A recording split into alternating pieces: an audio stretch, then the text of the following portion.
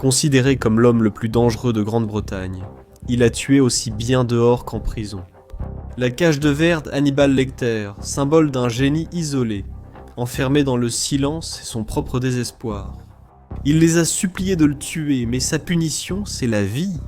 Dans l'épisode d'aujourd'hui de The Infographic Show, nous racontons l'histoire de Robert Maudsley, un homme trop violent même pour le système conçu pour le contenir. Robert Maudsley, autrefois surnommé mangeur de cerveau et cannibale par les tabloïds britanniques, est détenu à la discrétion de Sa Majesté depuis environ 50 ans, ce qui fait de lui le prisonnier le plus ancien du Royaume-Uni. 46 de ces années ont été passées en isolement cellulaire, entouré de gardiens, ce qui a coûté très cher au peuple britannique. Le système le qualifie d'animal, de monstre, et refuse de le laisser approcher les autres détenus par précaution. Âgé de 72 ans, c'est un vieil homme, mais il reste traité différemment de tout autre prisonnier au monde. Tout récemment, ils ont rendu sa vie bien pire. Mais revenons au début. Robert n'est pas né avec une cuillère en argent, loin de là, il est venu au monde dans la pauvreté. 4e enfant parmi 11 frères et sœurs, ses parents issus de la classe ouvrière des rues difficiles de Liverpool n'arrivaient pas à s'en sortir. Alors Robert et ses frères et sœurs, Kevin, Paul et Brenda, ont été placés sous la tutelle de l'État, envoyés dans un foyer pour orphelins. Dans les années 1950, les foyers pour enfants abandonnés et pauvres étaient marqués par de nombreux abus en Grande-Bretagne. La maison Nazareth, dirigée par des religieuses, a accueilli Robert et ses frères et sœurs durant leur petite enfance. Des années plus tard, un rapport gouvernemental mentionnerait que les enfants y subissaient presque chaque jour des coups et des punitions physiques. Mais ce n'est pas ce qui est arrivé à Robert et à ses frères et sœurs à la maison Nazareth. Arrivés très jeunes, ils ont considéré les sœurs comme leurs mères. Il y avait parfois des corrections à la maison Nazareth, mais rien comparé à ce qui attendait Robert. Ses parents ont ramené les enfants à la maison à ses 8 ans, et leur éducation était barbare. Ils sortaient la ceinture en cuir et le bâton en bois. Plus tard, le frère de Robert a dit que c'était un sport d'équipe. Leur mère provoquait les coups avec des mots, et leur père les rendait physiques. Parmi tous les enfants, Robert était celui qui en souffrait le plus. Il a déclaré un jour que les coups étaient son seul souvenir d'enfance. Il a parlé de la fois où son père l'a enfermé dans une pièce pendant 6 mois, n'ouvrant la porte que pour jeter de la nourriture et le battre 4 ou 6 fois par jour. Il a reçu un coup de carabine à air comprimé sur la tête, la brisant et blessant probablement son cerveau. C'était sa première expérience de l'isolement cellulaire. Les lieux clos le terrifieraient à jamais. Il ne comprenait pas ce qu'il avait fait pour qu'ils le détestent autant. Les religieuses lui manquaient. Mais son seul répit fut d'être retiré de chez lui par les services sociaux. Après cela, Robert a été ballotté de famille d'accueil en famille d'accueil, où il a subi encore plus de mauvais traitements. Les prédateurs semblaient bientôt sentir la victime en lui. « Où est Robert ?» demandèrent les enfants en son absence. « Mort !» grognait son père. Pendant des années, ils l'ont cru. Robert était vraiment seul, sans amour ni protection. À 16 ans, il rejoint les nombreux enfants perdus d'Angleterre, cherchant une vie dans les rues de Londres. D'autres adolescents comme lui buvaient et se droguaient. Accro et désespéré, Robert a été interné en hôpital psychiatrique, où il a confié aux médecins entendre des voix lui ordonnant de tuer ses parents. À l'âge de 20 ans, Robert était désespéré. Pour financer sa dépendance, Robert est devenu garçon de compagnie, proposant ses services à des hommes rencontrés dans les pubs et boîtes de nuit de Londres. Et c'est ainsi qu'il a rencontré John Farrell, un ouvrier qui a payé Robert pour des relations sexuelles dans des toilettes publiques. Lorsque Farrell eut terminé, il montra à Robert des photographies, des images grotesques illustrant sa propre dépravation. Il trouvait ça drôle, Robert était indigné, il a craqué. Ses victimes de violence étaient comme lui. Dans un box, les dents serrées, il a étranglé Farrell avec une cravate, regardant le sang quitter son visage. Sans remords, il agit par vengeance. Rapidement arrêté, il s'avéra inapte à être jugé mentalement. Ils l'ont envoyé à Broadmoor, hôpital psychiatrique pour criminels, où ont séjourné certains des détenus les plus violents de Grande-Bretagne. Là-bas, le surnom de Robert était bleu, la couleur qu'avait prise le visage de sa victime lorsqu'il l'étranglait. Les choses ont bien commencé. Robert a été traité avec des médicaments et a reçu une thérapie. Il allait mieux. Mais en 1977, après 3 ans, sa rage a de nouveau explosé. Il détestait toujours les hommes qui faisaient de mal aux enfants. Nombreux à Broadmoor, la plupart victimes de maltraitance eux-mêmes. Mais Robert ne pensait pas à la manière dont le traumatisme et la violence se reproduisent. Il pensait à la vengeance. Lui et un autre patient, le psychopathe David Cheeseman, ont prévu de tuer le prédateur David Francis. Robert et Francis jouaient au football à 5. avec Cheeseman les encourageant. Puis ils ont attiré Francis dans la salle de l'équipement. Ils avaient bloqué la porte tandis que les infirmières et la sécurité tentaient désespérément d'entrer. À l'intérieur, Francis criait, pensant s'être lié d'amitié avec Robert des mois auparavant. Ils avaient kidnappé un prisonnier, mais Robert attendait son heure. Quand les infirmières ont regardé par la petite fenêtre de la porte, Robert était en train de frapper Francis, lui écrasant la tête contre le mur. Cheeseman s'approcha de la fenêtre, souriant, et signalant au personnel que Francis allait mourir. Cheeseman était un vrai psychopathe, et trouvait tout cela drôle. Contrairement à lui, Robert avait le sens du bien et du mal. Même si c'était déformé, il ne cochait pas beaucoup de cases sur la liste des psychopathes. Il voulait juste du sang. 3 ans plus tôt, il avait averti le juge. « Envoyez-moi à Broadmoor et je ferai du mal à quelqu'un. » Il a tenu parole. Le personnel a ensuite entendu un gargouillement et des bruits de pas comme si la victime agonisait. 9 heures plus tard, Robert et Cheeseman ont calmement soulevé le corps sans vie devant la fenêtre. Tout était terminé. Ils ont ouvert la porte et sont sortis calmement. Quand le personnel est arrivé, Francis gisait dans son sang. Un agent de sécurité a témoigné que la tête de Francis avait, je cite, été fendue comme un œuf dur. Robert et Cheeseman ont avoué à la police avoir planifié le meurtre.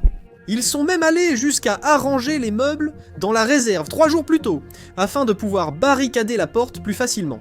Le plan initial était d'électrocuter Francis avec des fils provenant d'un baby-foot à pièces, mais à la place, ils l'ont étranglé avec un fil.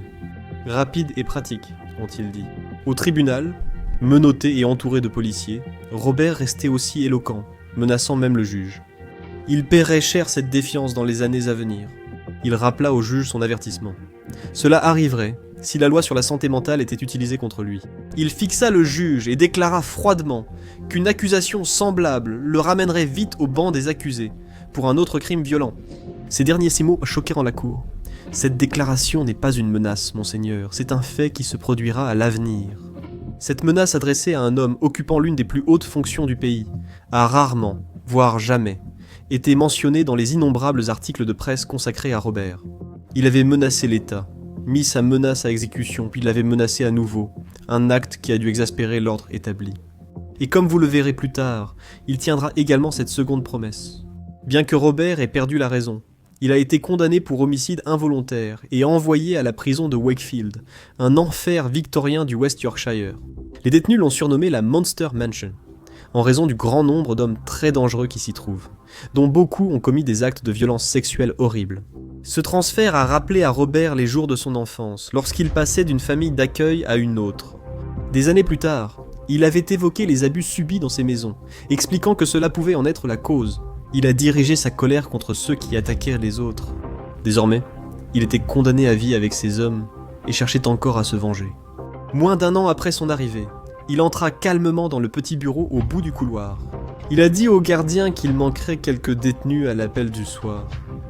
Il venait de tuer encore.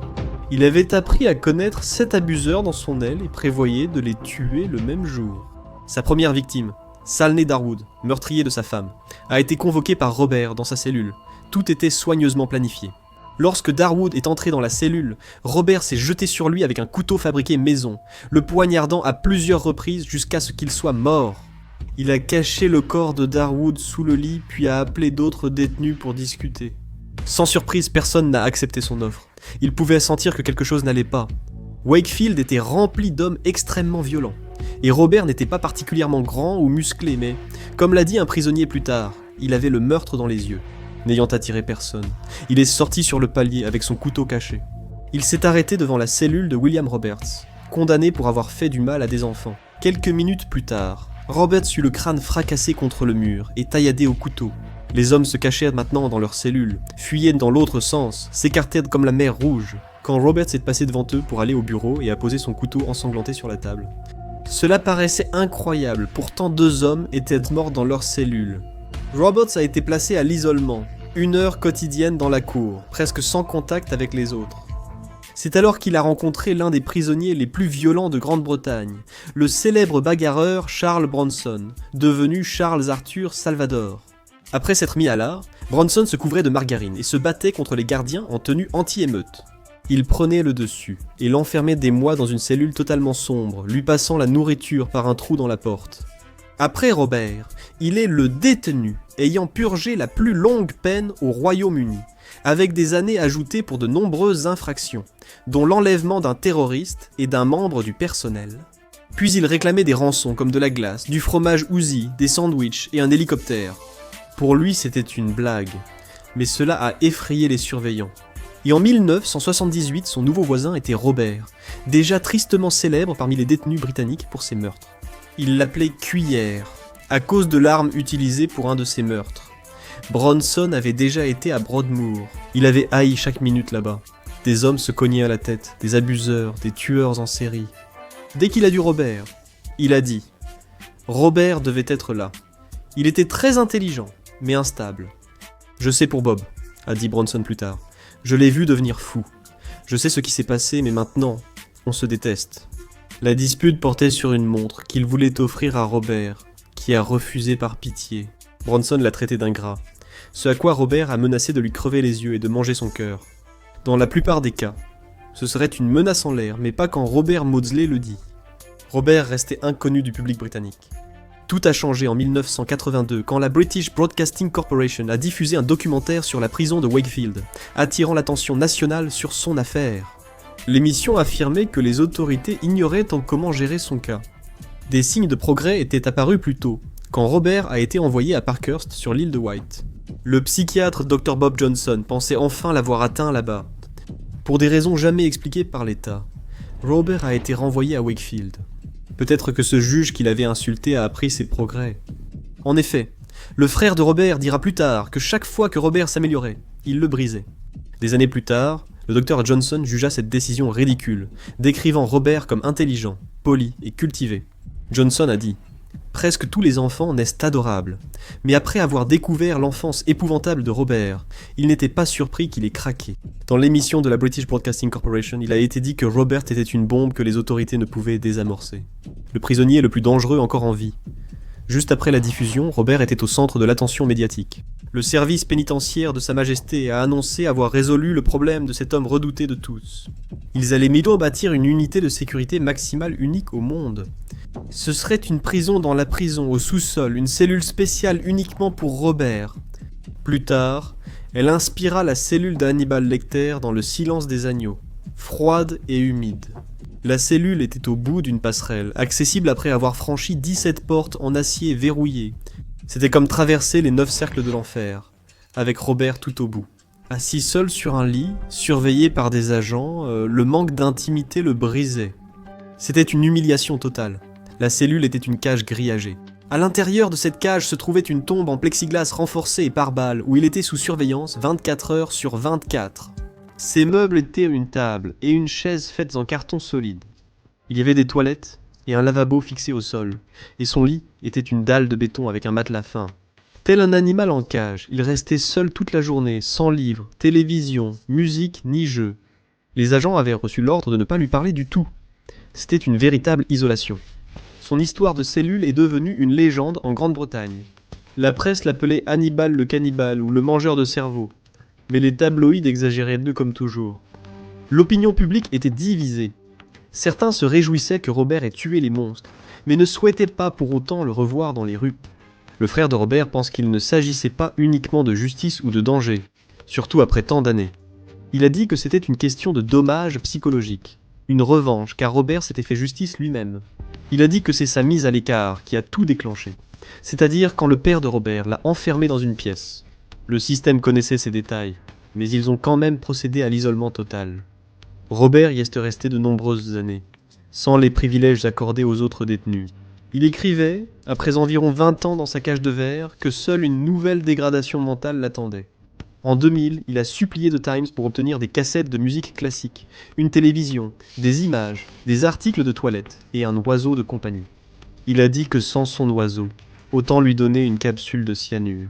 Il n'aurait plus jamais à craindre qu'il soit un danger pour la société. Il semble avoir totalement manqué le but. Il servait d'exemple. « Je suis laissé à stagner, à végéter et à régresser », a-t-il dit. Laissé à affronter ma solitude de front avec des gens qui ont des yeux mais ne voient pas, qui ont des oreilles mais n'entendent pas, qui ont des bouches mais ne parlent pas. Il évoquait la règle interdisant aux agents de lui parler. Quand ils les regardaient, ils détournèrent le regard. Il était invisible. inexistant. On lui avait interdit un oiseau de compagnie, craignant qu'il ne lui fasse du mal, voire lui arrache la tête avec les dents. Mais il n'avait blessé personne depuis ses meurtres. Il avait toujours expliqué qu'il l'avait fait à cause de ce que ces hommes avaient fait à leurs victimes et à des gens comme lui. C'était il y a des années. Et Robert maintenant. Il vient de battre le record du monde du plus grand nombre d'années passées à l'isolement. 46 ans. Personne sur Terre n'a passé plus de temps enfermé dans une cellule. Une cellule qui coûte aux contribuables britanniques environ 50 000 livres par an à cause de toutes les mesures de sécurité nécessaires. Le record précédent était détenu par Albert Woodfox. Il a passé 43 ans dans une cellule de 1,80 mètres sur 2,70 mètres au tristement célèbre pénitencier d'État de Louisiane. Condamné à tort pour meurtre, sa condamnation a été annulée en 2015. Quand on demandait à Woodfox ce que ça faisait, il conseillait de s'asseoir dans une salle de bain 24 heures. Imaginez ce que ressentirait une semaine, un mois, une année ou 43 ans. Seul Robert comprendrait la folie que Woodfox a vécue. Il y a quelques années, il avait déjà demandé à mourir, mais le gouvernement britannique a refusé. Il ne voulait pas s'excuser, juste mettre fin à la douleur. « Pourquoi même prendre la peine de me nourrir et de me donner 1 heure d'exercice par jour ?» a-t-il dit. « À qui suis-je réellement un danger ?» C'était sa dernière demande d'aide à mourir, écrivant se sentir enterré vivant. Elle a été refusée. Vers 2015, tout a changé. Ils lui ont permis d'avoir des livres, une télévision et sa musique classique préférée. Plus tard, ils lui ont offert une PlayStation. Son emprisonnement est devenu supportable, mais l'année dernière, il est sorti seul dans la cour, et à son retour, toutes ses affaires avaient disparu. Encore une fois, il était seul entre 4 murs. La prison a organisé un exercice après qu'un détenu a tenté d'introduire une arme à feu en contrebande. Les agents ont fermé le bloc et enfermé tout le monde. 2 jours plus tard, alors que les autres détenus avaient retrouvé une situation normale, Robert était toujours en isolement, sans privilège. Il a demandé au chef de section pourquoi ce traitement différent, et on l'a accusé de violence. Il était brisé, ne supportant plus l'enfermement sans stimulation. Il a entamé une grève de la faim et dit à son frère qu'il voulait mourir. Encore une fois, ils ont manipulé son esprit et l'ont transféré à la prison de Whitemoor au lieu de lui rendre ses affaires. Il est sorti de sa boîte en verre, mais ils l'ont juste placé dans un autre isolement cellulaire. Il est désormais dans l'aile F, réservé aux détenus avec troubles de la personnalité. Beaucoup des 70 hommes qui sont ses nouveaux voisins ont été condamnés pour avoir fait du mal à des enfants. Une femme qui lui écrit depuis 5 ans estime que ce nouvel arrangement est une catastrophe annoncée. Elle a expliqué qu'il ne veut pas être aux côtés d'autres hommes, à cause des abus qu'il a subis dans son enfance. Son neveu dit que Robert reste maintenant 23 heures par jour en cellule. Il n'a pas accès à la télévision ni aux livres, et il sort à peine dans la cour. Il a récemment fait appel et, ironiquement, il souhaite retourner dans sa cage de verre à Wakefield. Avec le retour de ses affaires, ces 10 dernières années à la Monster Mansion, son humeur s'était nettement améliorée. Les agents discutaient longuement avec lui, jouaient aux échecs et parlèrent de la vie. Avec des livres, de la musique, des jeux, même un téléphone, la folie avait pris fin. On le craint plus que tout autre prisonnier en Grande-Bretagne. Il ne sortira jamais. Il purge ce que le système judiciaire britannique appelle une peine de prison à perpétuité réelle, avec environ 70 autres détenus dans le pays. La majorité sont des tueurs en série, ou des maniaques ayant commis des actes ignobles sur des femmes ou des enfants, comme ceux que Robert a éliminés. Robert Maudsley a mené une vie de violence. Mais qu'en est-il de son voisin à Wakefield, Watchman, aussi violent? Même les détenus le craignent. Pour connaître l'histoire de Charles Bronson, cliquez sur cette vidéo.